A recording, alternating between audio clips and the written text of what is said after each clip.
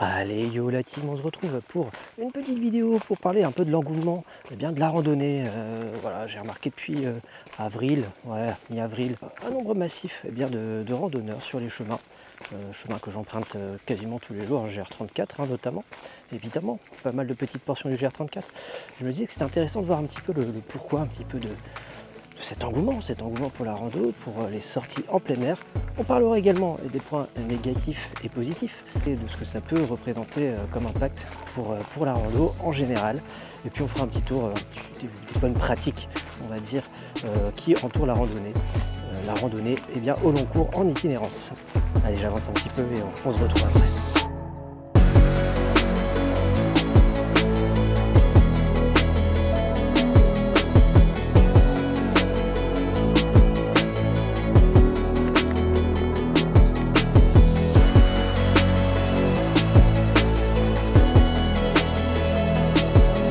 Alors je le disais, bon nombre de petits groupes de randonneurs itinérants avec des bons gros sacs de 40, 45, 50 litres et plus que j'ai pu croiser depuis 2 mois. Effectivement, tous les jours, je croise des randonneurs par groupe de 2, 3, 4, 5 parfois. Ah, petit souvenir d'Auvergne. Ça c'est chic, hein. C'est chic. J'adore ce bruit. Ça veut dire qu'on est dans la nature, à la campagne. Et c'est ce que recherche bon nombre de ces petits groupes dont je vais parler. La nature, voilà, l'envie d'être à l'écoute des barrières qui font du bruit. Est-ce que ça fait du bordel?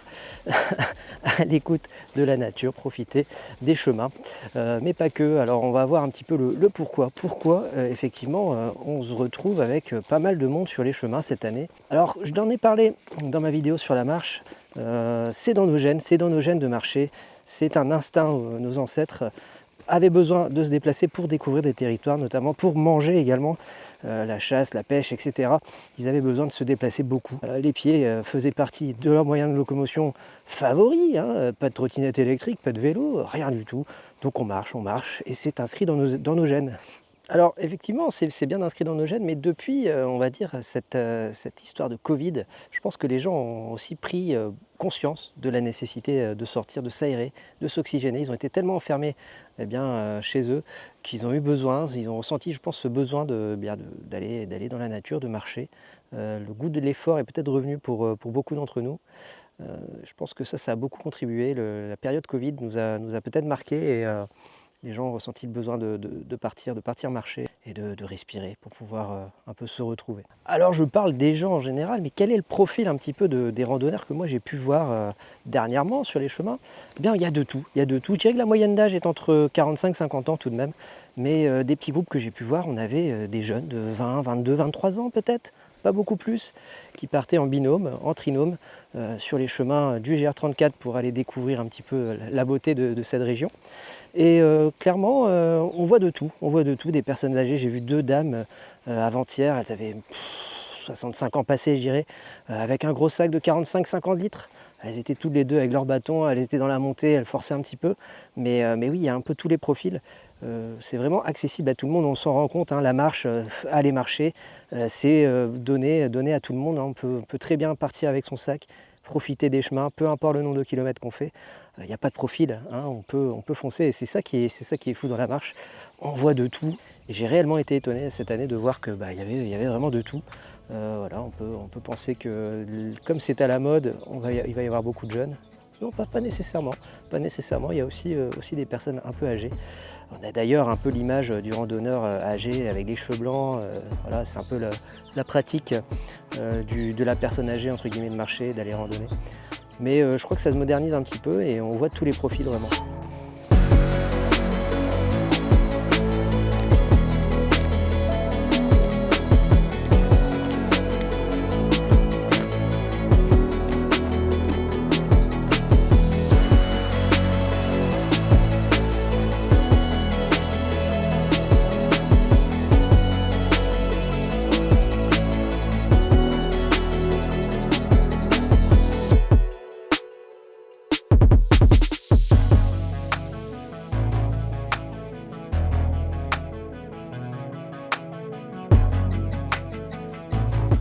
outre les gènes, cette période Covid qui aurait pu un peu pousser tout le monde à aller sur les sentiers, qu'est-ce qui a fait que beaucoup de monde se retrouve sur les chemins cette année? En tout cas, moi je le remarque.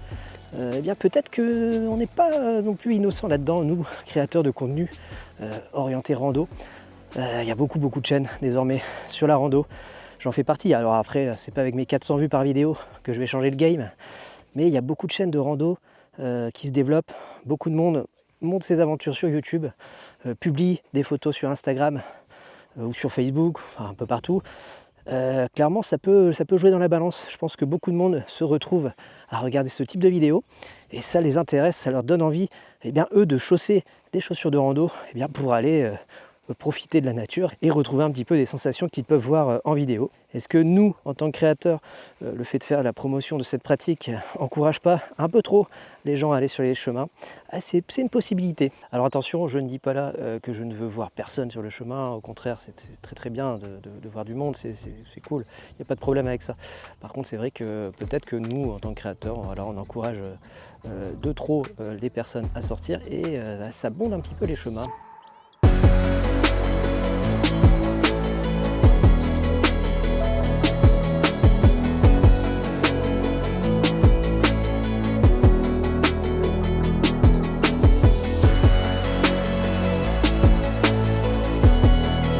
Du coup, on va voir un petit peu les points positifs et négatifs d'avoir un peu trop de monde sur les chemins. On commence par les points positifs de suite. Alors marcher physiquement, ça fait vraiment du bien. Voilà, je l'ai dit plusieurs fois dans plein de vidéos, ça fait beaucoup de bien. Et j'encourage vraiment vivement tout le monde à aller marcher rien que pour ça, pour se sentir mieux dans sa peau. Physiquement, vous allez vous sentir beaucoup mieux, vous allez beaucoup mieux respirer. Vous allez forcément vous affiner un petit peu, surtout si vous avez une pratique de marche un peu dynamique. Vous verrez que vous allez sentir la différence sur votre quotidien. Marcher, ça fait vraiment trop de bien. Alors moralement, évidemment, ça fait du bien, je l'ai dit plusieurs fois aussi en vidéo, allez marcher, vous allez vous sentir mieux dans votre tête, ça vous évitera de prendre des antidépresseurs, des anxiolytiques, jusqu'à un certain point, pour suivant ce qui se passe dans la vie de chacun, mais moralement, ça fait vraiment du bien. Et puis il y a une sensation d'accomplissement, notamment lorsque vous faites de la randonnée itinérante, sur plusieurs jours. Vous faites un projet de 200, 300, voire plus en termes de kilomètres, d'étape en étape, sur plusieurs jours, semaines. Vous verrez que vous aurez un sentiment d'accomplissement et ça fait du bien au moral, ça fait du bien dans la tête. Voilà, c'est ce que j'ai ressenti moi l'année dernière avec mon GR30. N'hésitez pas à aller voir d'ailleurs le petit GR30 que j'ai fait l'année dernière. Voilà, ça fait vraiment du bien, moi j'ai adoré. Et clairement, je pense que les gens recherchent aussi ça dans cette pratique, pouvoir moralement se sentir accompli. Voilà, je pense qu'il y a quelque chose à travailler là-dessus et les gens ont clairement besoin de se sentir bien dans leur tête de nos jours au vu de la vie de fou que l'on mène. Et puis le fait d'avoir du monde sur les chemins, ça fait aussi profiter l'économie locale. Effectivement, d'un point à un autre, les randonneurs vont forcément s'arrêter dans les petits villages, les petits bourgs, pour faire profiter les épiceries, les boulangeries, les petits commerces, les bars, les hôtels, les restaurants, les gîtes, etc. Ça fait forcément partie de l'économie. Donc plus il y a de monde, plus l'économie en bénéficie. Donc clairement, c'est tout bénef pour l'économie du pays. Puis lorsque vous êtes sur le chemin, vous rencontrez parfois des gens, vous vous arrêtez, vous discutez avec un tel ou un tel, et vous faites des rencontres, des petites rencontres sympathiques, ou même dans les endroits où vous pouvez vous arrêter, les gîtes, etc. Et clairement, c'est des rencontres que vous n'auriez jamais fait sans la randonnée. Donc voilà, je peux que vous encourager à aller sur les chemins, rien que pour ça, si vous souhaitez partager avec les gens, si vous souhaitez rencontrer du monde. Les gens sont très ouverts en général, il n'y a vraiment aucun souci sur les chemins, vous pouvez discuter avec à peu près tout le monde. Voilà, il n'y a pas de problème. Et puis le contact est vraiment facile en randonnée. Donc voilà, foncez, rencontrer les gens sur les chemins, c'est vraiment un truc qui est sympathique également.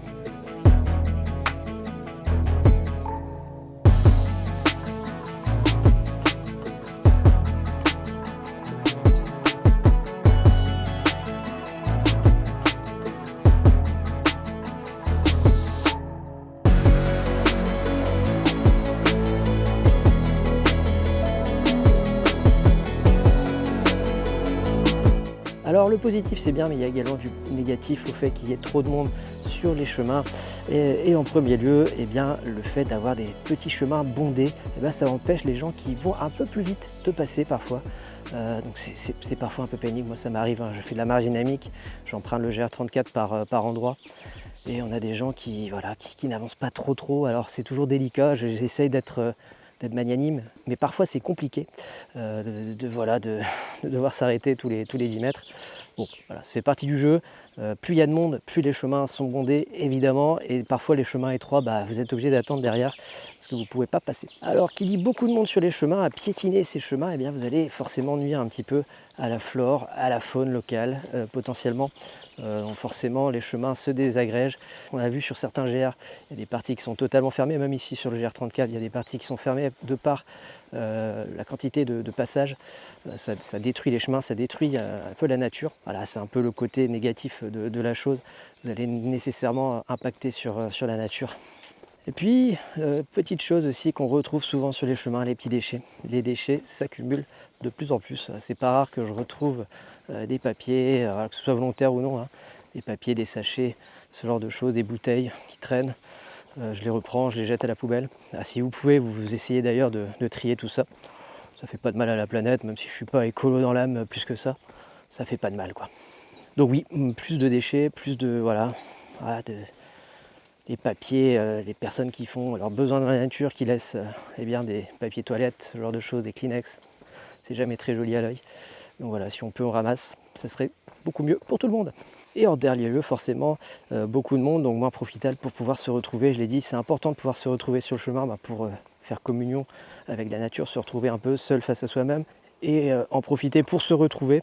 Eh bien, s'il y a beaucoup de monde, voilà, c'est forcément difficile. On a ces parasites extérieurs qui font qu'il est plus difficile de se concentrer, de faire un petit peu un retour sur soi-même, d'avoir une espèce de remise en question sur nos éventuels problèmes.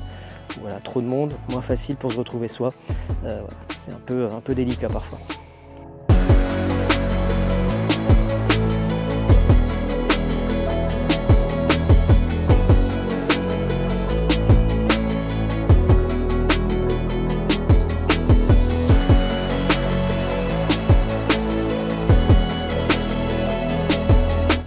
Alors on a vu un petit peu le profil des randonneurs, on a vu un petit peu le pourquoi les gens vont de plus en plus sur les chemins, on a vu les points positifs, les points négatifs. On va s'intéresser maintenant un petit peu aux bonnes pratiques en termes de randonnée et en termes de bivouac également. On va faire un petit peu un petit récap pour que tout le monde puisse bien profiter de cette activité sans nuire à l'autre, sans nuire à la nature. Bref, un petit topo sur les bonnes pratiques en termes de randonnée. Alors première des choses que j'ai remarqué, c'est de dire bonjour. Beaucoup de randonneurs ne disent pas bonjour. Alors il n'y a rien de très grave à ça. C'est jamais très agréable quand on passe devant quelqu'un, qu'on le regarde, qu'il nous regarde, les pieds à la tête. On dit bonjour, il ne répond pas. Souvent je m'agace après pendant quelques pas. Je me dis mais c'est pas possible, je te dis bonjour, réponds quoi. Donc non, les gens parfois ne disent pas bonjour, donc soyez polis sur le chemin. Si quelqu'un vous dit bonjour, répondez simplement bonjour. Il n'y a pas plus difficile que ça. Nuance, si jamais vous êtes sur un chemin qui est bondé, et c'est une autoroute, l'autoroute du randonneur, vous n'allez pas dire à tout le monde, s'il y a un groupe, vous dites au groupe entier, et puis à la fin du groupe vous ne dites plus, mais voilà, vous le dites au moins à la première personne du groupe. Alors essayez de rester sur les sentiers balisés. Bien des fois, j'ai remarqué que les gens avaient tendance à utiliser des raccourcis, des sentes, etc. pour en faire un peu le moins possible. Rester sur les sentiers balisés, c'est mieux, c'est mieux pour tout le monde, c'est mieux pour la nature également. Donc on essaye de rester sur le sentier qui a été balisé par la Fédération française de randonnée, par des bénévoles. Ils s'efforcent justement de faire des sentiers qui soient vraiment clairs, nets, précis. Respectez les sentiers, restez dans les chemins et n'allez pas trop hors sentier. Merci. Être à l'écoute, évitez d'utiliser des baladeurs, des MP3, ce genre de choses, des Walkman, comme à l'époque avec des cassettes. Soyez à l'écoute du chemin, à l'écoute de ce qui se passe, à l'écoute éventuellement des personnes qui arrivent derrière vous, à l'écoute éventuellement d'un frelon qui va vous attaquer. On ne sait pas. Soyez attentifs à ce qui se passe autour de vous. Vous n'êtes pas tout seul sur le chemin avec votre barda. Même si vous avez un barda, ok, on le respecte, mais vous n'êtes pas seul. Donc respectez au moins le fait d'écouter les gens. S'il y a des gens qui arrivent, on s'écarte un petit peu. On n'est pas tout seul sur le chemin. Alors j'en ai parlé un petit peu tout à l'heure, respecter la nature, respecter la faune, la flore. Voilà, on essaye de faire attention à tout ça. On est dans la nature pour un laps de temps de notre vie. Par contre, elle va perdurer. Donc on essaye de la respecter au maximum, s'il vous plaît. J'en ai également un petit peu parlé tout à l'heure. Essayez d'éviter de jeter vos déchets, gardez-les sur vous, petite poche. Et dès que vous trouvez une poubelle, vous les jetez. Les bouteilles, pareil. Les papiers toilettes, faites en sorte de bien les cacher. Voilà, on fait ce qu'il faut pour protéger notre nature. Alors qui dit randonneur dit aussi forcément campeur ou bivouaqueur. Alors si vous campez, très bien, vous allez de camping en camping, pas de souci. Par contre pour le bivouac, on a tendance parfois à oublier un petit peu les règles. Voilà, je vais vous rappeler un petit peu les us et coutumes en matière de bivouac. Alors donc on pose la tente non loin des refuges, hors des réserves naturelles, hors des chemins. En tout cas, il y a une distance à respecter, je crois que c'est 50 mètres. Voilà, on essaye de respecter un petit peu tout ça, et entre 19h et 9h du matin, si vous pouvez partir un peu avant, c'est mieux, hein, pour les gens qui marchent tôt comme moi. À 7h30, 8h je suis parti. Donc on essaye voilà, de ne pas trop rester bivouaqué, hein. On pose la tente, on ne campe pas, on n'a pas de structure fixe. Voilà, c'est juste pour la nuit, le bivouac. Donc voilà, on essaye de respecter ça un maximum, sinon on ne pourra plus bivouaquer. Clairement, il y a beaucoup d'endroits désormais de GR qui interdisent le bivouac, et on va aller de plus en plus vers là, parce qu'il y a trop d'abus, trop de personnes qui font n'importe quoi. Donc voilà, on essaye de respecter un petit peu tout ça. On fait ça comme il faut, on est discret, on ne fait pas trop de bruit, on se pose, on dort, et c'est tout. On repart le matin. Voilà pour le bivouac. Alors bien souvent on a aussi envie de faire un petit feu, on a froid le soir, on a envie de se faire une petite grillade, machin. Non, on évite, on fait pas de feu, hein. On a vu que la terre se réchauffe, tout est sec, même en Bretagne. Bon là c'est bien vert, hein. Vous voyez autour de moi c'est très vert, mais on essaye d'éviter de faire des feux, hein, s'il vous plaît. Voilà, on peut maintenant éviter de faire ça. On a du matériel léger à mettre dans le sac pour faire chauffer ce qu'il faut. Pas besoin de faire de feu de camp.